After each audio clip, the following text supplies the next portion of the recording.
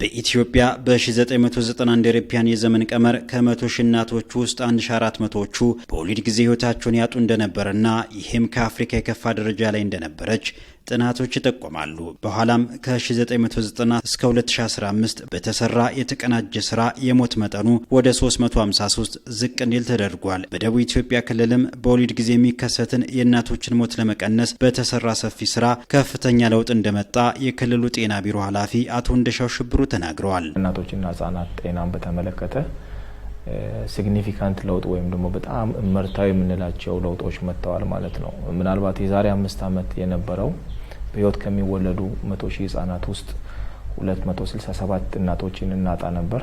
አሁን ላይ በህይወት ከተወለዱ 100 ሺህ ህጻናት ውስጥ ምናጣ ወደ 141 ቀንሷል። ያ ማለት በ5 ዓመት ውስጥ የ48% የእናቶችን ሞት ልንቀንስ ችለናል ማለት ነው።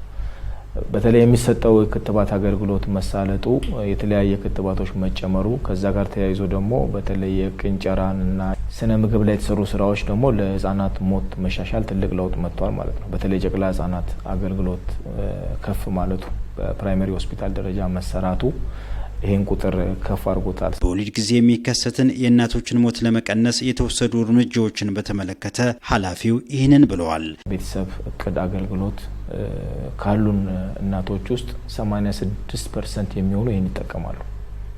በነገራችን ላይ በተቋም የሚሰጥ የወሊድ አገልግሎትም ወደ 86% ማለት ነው።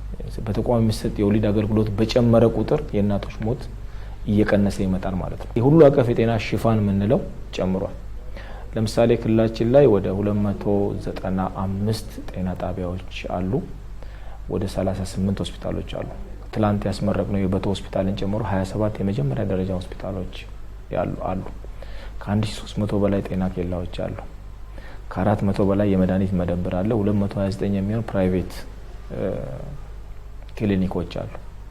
በግሉ ዘርፍ ደግሞ ወደ 7 የሚሆን ሆስፒታል አለ፣ የግል ሆስፒታሎች ማለት ነው። የነዚህ ድምር ውጤት ነው። የኛ ብቻ ሳይሆን የዚህ ድምር ውጤት ነው። ያን ደግሞ ሞተር ነው እየሰራ ያለው የጤና ባለሙያዎች ናቸውና ይሄ ድምር ውጤትን በአጠቃላይ ስናይ ክልሉ በትክክለኛ ምዕራፍ ላይ እየሄደ እንዳለ የሚያሳዩ ነገሮች አሉ ማለት ነው። በክልሉ ተከስቶ በነበረው የማልበርግ ወረርሽኝን በተመለከተ በመቆጣጠር ረገድ የተገኙ ልምዶችና ተሞክሮችን ለቀጣይ ማስተማሪያና ልምድ መቀመሪያ የሆኑ ዘንድ በሰነድ ተሰንደው ይገኛሉ ብለዋል።